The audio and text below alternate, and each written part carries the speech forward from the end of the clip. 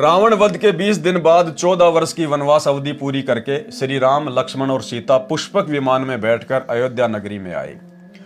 उस दिन कार्तिक मास की अमावस्या थी। उस काली अमावस्या को गाय के घी के दीप अपने अपने घरों के अंदर तथा ऊपर मंडेरों पर जलाकर श्री राम, सीता तथा लक्ष्मण के आगमन की खुशी मनाई।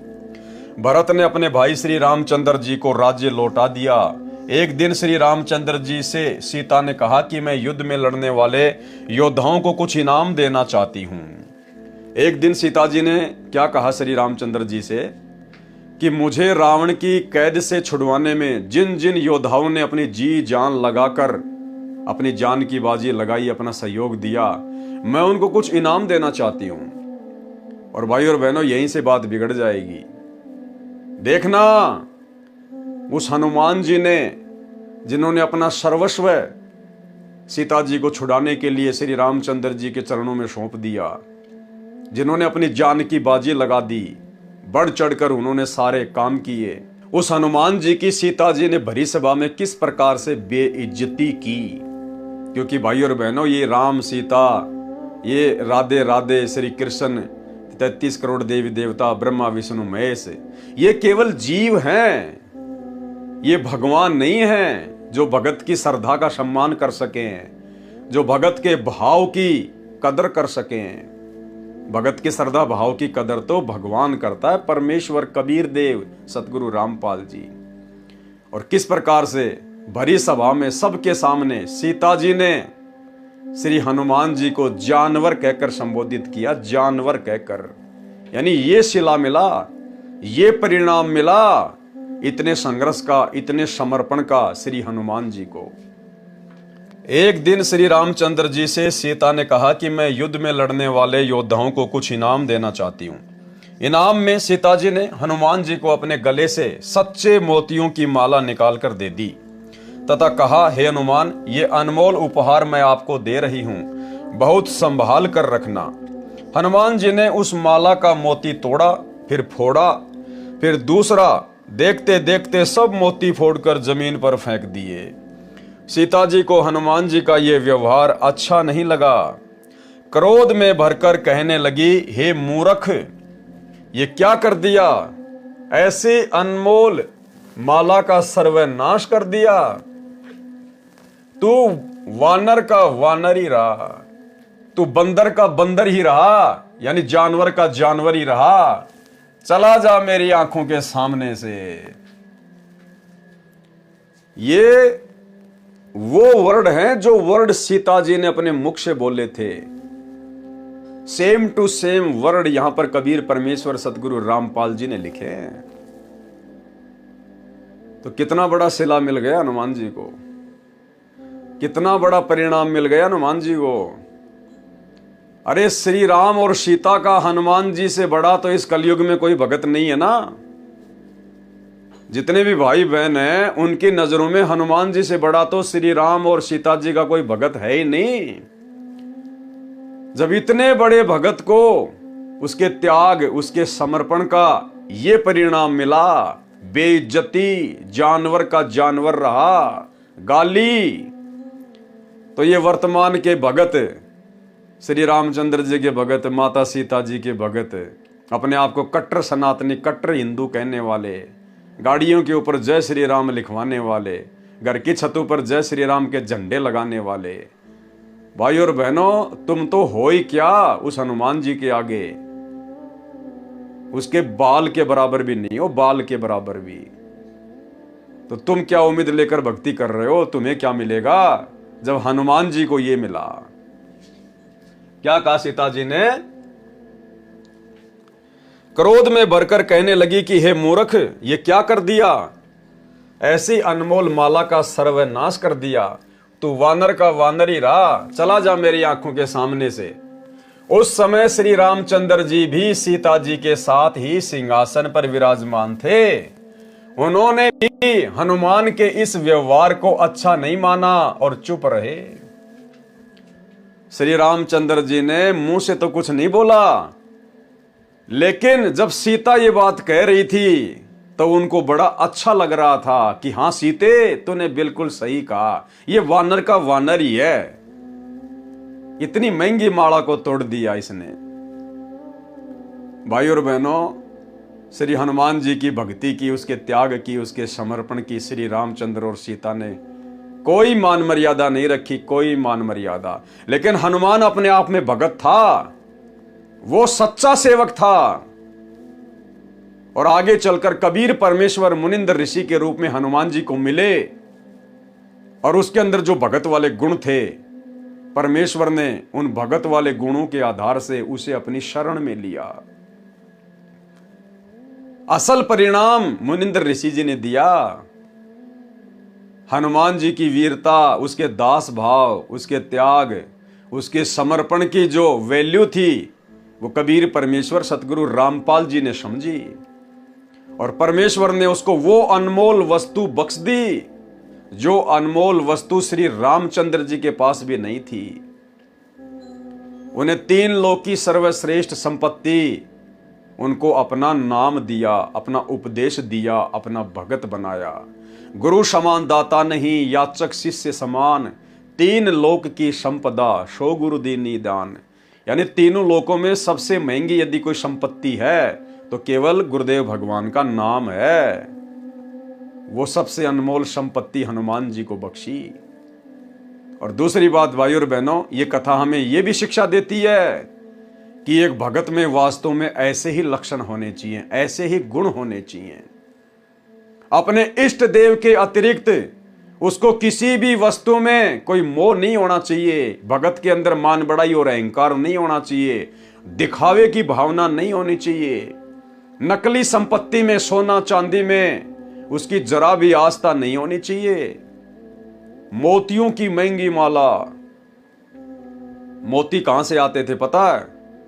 समुद्र में गहराई में जाकर गोताखोर बड़ी मेहनत करके जान की बाजी लगाकर, और जो मोती समुद्र के पैंदे में होते थे उन मोतियों को चुन चुन के लाते थे, फिर उनकी माला बनाई जाती थी। उस माला को राजा महाराजा, रानी महारानियां पहना करती थी, जो सबसे कीमती होती थी।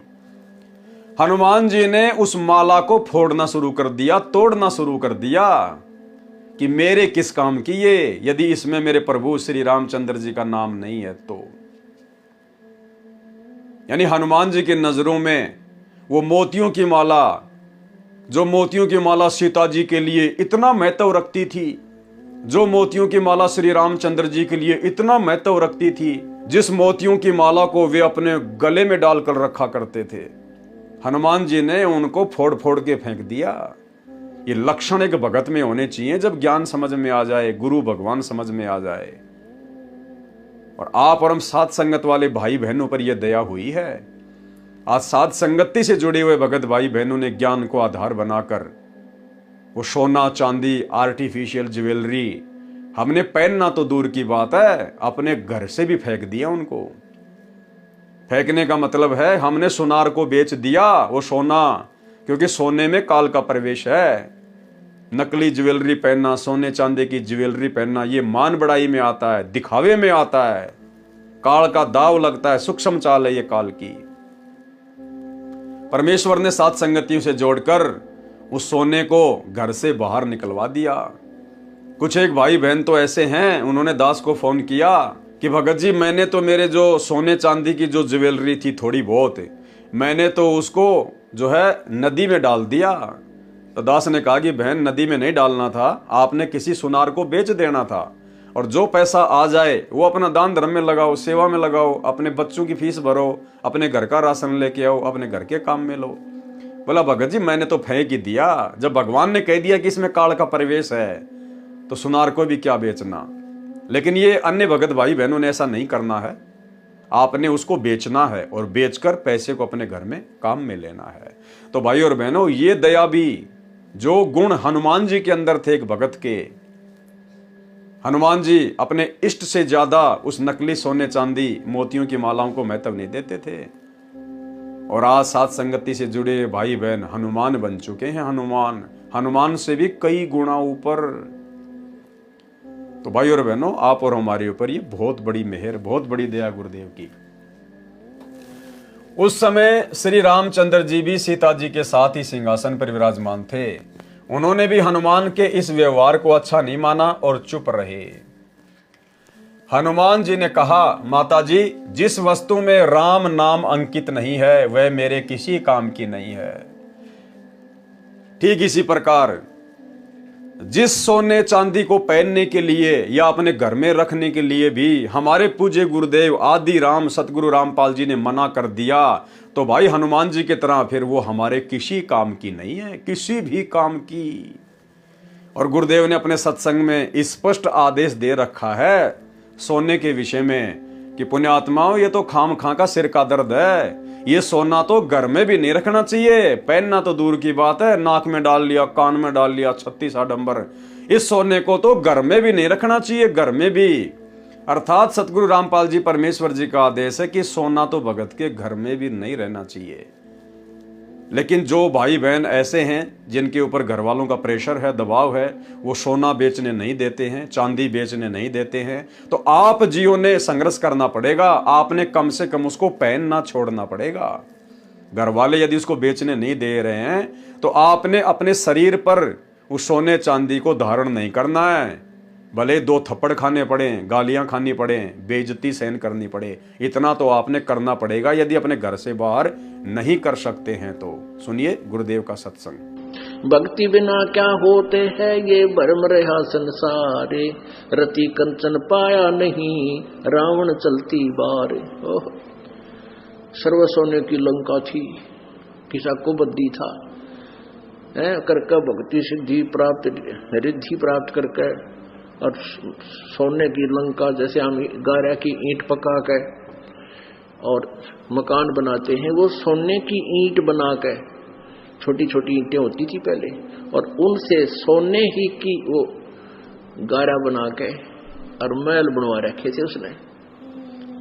इतना धनी था। और आप दौरे मुश्किल से 50-20 ग्राम 20 तोले सोना होगा थर, बड़ा बड़ा सेठ होगा जिस पर 20-30-40 तोले सोना हो गया। कहते वो रति नहीं लेके गए, ग्राम भी नहीं ले जा सका, तुम कहां ले जा सकोगे और के कला तोड़ दोगे 40 तोले सोने में। ये तो खाम खागा सर दर्द है। सोना तो घर में बना रखना चाहिए आपने, और ना इसको पहनना चाहिए। क्या फायदा, कान में डाल लिया, कान नाक में डाल लिया, 36 पंगे कड़े बना लिए।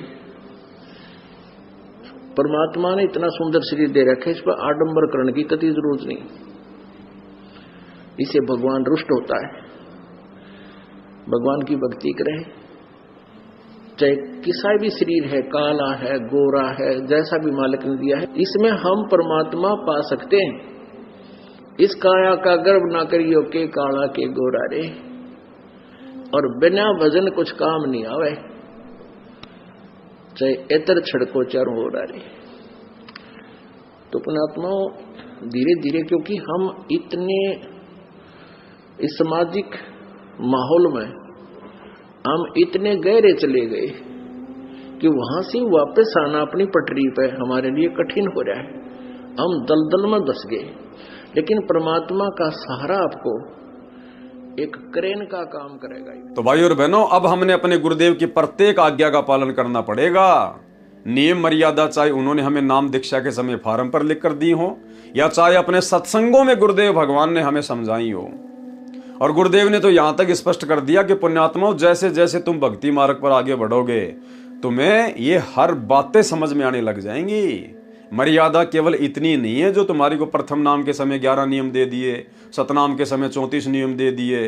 गुरुदेव कहते हैं जैसे जैसे तुम लोग सत्संग सुनते चले जाओगे तुम्हें जानकारी होती चली जाएगी। और गुरुदेव ने स्पष्ट कर दिया कि कुछ मर्यादा तो तुम्हें फोरम पर लिख कर दे दी है, कुछ मर्यादा जब तुम सत्संग सुनोगे तब पता चलेंगी, और कुछ मर्यादाएं तुम वैसे भी कॉमन सेंस से भी समझने लग जाओगे। तो भाई और बहनों, कॉमन सेंस से समझना और गुरुदेव के सत्संगों में जो सांकेतिक रूप में उनको समझना, ये केवल सत्सेवकों के ऊपर दया हुई है, सत्सेवकों के ऊपर। सुनिए गुरुदेव का सत्संग। तो हमने फाउल नहीं होना। फाउल पॉइंट अब धीरे धीरे आपके समझ में आ जाएंगे, कुछ कथाओं के माध्यम से और कुछ इस फार्म के ऊपर जो लिखे होते हैं इसमें भी हमने कुछ लिखे हैं। कुछ आप वैसे कॉमन सेंस से भी समझ जाओगे कि ऐसे ऐसे होता है। तो भाई और बहनों, अब हमने इस कलयुग की बिचली पीढ़ी में अपने गुरुदेव भगवान को प्राप्त करना है, यानी उनके साथ हमने सतलोक चलना है और हमने उनकी हर प्रकार की मर्यादाओं को फॉलो करना है, ना केवल फोरम पर लिख दी गई उन्हीं मर्यादाओं को, सत्संगों में जो संकेत कर दिए परमात्मा ने। और यदि हमारी समझ में बात आ गई, उसी दिन से हमने उसको पत्थर की लकीर समझकर चलना है। और इन सतलोक आश्रमों में तो जो मोटी मोटी मर्यादा गुरुदेव भगवान ने जो प्रथम मंत्र में दे रखी है, इनसे तो वो भी नहीं निभाई जा रही। 90% माता बहनें आज भी इन आश्रमों में आने वाली हार श्रृंगार करके आती हैं, सोने चांदी के आभूषण पहन के आती हैं। रमेणी के समय, शादी के समय हमारी गुरु बहनें सोने चांदी से पीली हो रखी हैं, मेकअप करती हैं। भाई और बहनों, हम क्या संदेशा दे रहे हैं? हम क्या संदेशा दे रहे हैं समाज को? और फिर कहते हैं दहेज मुक्त शादियां। अरे अपने बाप से दहेज लेके वो 3, 4, 5 लाख रुपए का सोना पहन के तो रमेणी कर रही है, शादी कर रही है, फिर कह रही है कि मेरी रमेणी दहेज मुक्त है। अरे आप तो अपने बाप से दहेज ले चुकी हैं, सोने के रूप में, चांदी के रूप में। तो भाई और बहनों, ये दया भी गुरुदेव की आप और हम साथ संगति से जुड़े हुए भगत भाई बहनों के ऊपर ही हुई है। हनुमान जी ने कहा, माता जी, जिस वस्तु में राम नाम अंकित नहीं है वह मेरे किसी काम की नहीं है। मैंने मोती फोड़कर देखे, इनमें राम नाम नहीं निकला, इसलिए मेरे काम की नहीं है। सीता जी ने कहा, क्या तेरे शरीर में राम नाम लिखा है? फिर इस शरीर को किस लिए साथ लिए है? इसको फेंक दे फाड़कर। उसी समय हनुमान जी ने अपना सीना चाक कर दिया, यानी चीर कर दिखाया। उसमें राम राम लिखा था। उसमें श्री रामचंद्र जी का फोटो नहीं था। ये फोटो तो फालतू में वर्तमान के अज्ञानी साधु संत महात्मा मंडलेश्वर शंकराचार्य राम कथावाचक, जिनको झूठी महिमा अपनी रोजी रोटी के लिए श्री रामचंद्र जी की बनानी है, ये लोग उन फोटोओं में श्री राम और सीता की तस्वीर दिखाते हैं। नहीं, गुरुदेव कह रहे हैं राम राम लिखा था। और वो राम राम वो राम नहीं था जो वहीं पर बैठा हुआ था, सीता का पति ना। वो दशरथ पुत्र श्री रामचंद्र जी तो श्री हनुमान जी से नाराज था। जब सीता के द्वारा दी गई मोतियों की माला हनुमान जी ने फोड़ी, तो अंदर ही अंदर श्री रामचंद्र जी खुश हो रहे थे कि सीता तूने बहुत अच्छा किया, हनुमान जी ने जो किया ये गलत किया। तो भला उस राम का नाम कैसे हनुमान जी के सीने में आ जाएगा? भाई और बहनों, वो आदि राम, सबका राम, राम का भी राम, राम राम शब जगत बखाने, आदि राम कोई बिरला जाना है। वो उस कबीर परमेश्वर सतगुरु रामपाल जी का शक्ति बोधक नाम है, उनका उपमात्मक नाम है राम। इसलिए वहां पर राम लिखा हुआ आया था, ना कि दशरथ पुत्र का नाम। इसको फेंक दे फाड़ कर। उसी समय हनुमान जी ने अपना सीना चाक कर दिखाया, उसमें राम राम लिखा था। हनुमान जी उसी समय अयोध्या त्याग कर वहां से कहीं दूर चले गए। और हनुमान जी उसी समय अयोध्या को छोड़कर श्री राम और सीता की इस हरकत से दुखी होकर कि चलो सीता ने तो कह दिया सो कह दिया, लेकिन जिस श्री रामचंद्र जी के लिए मैंने अपना तन मन धन अपने प्राण न्योछावर कर दिए, वो श्री रामचंद्र भी चुपचाप मूक दर्शक बन के देख रहा है, अपनी औरत का ही समर्थन कर रहा है। उसी समय हनुमान जी श्री रामचंद्र जी से दुखी होकर, उनके व्यवहार से दुखी होकर, और उसी समय मायूस होकर अयोध्या त्याग कर चले गए थे। यह है असली कहानी, असली राम कहानी। दुनिया चले ना श्री राम के बिना, राम जी चले ना हनुमान के बिना। हनुमान जी राम का तो अलग अलग बंटवारा हो गया था उसी समय।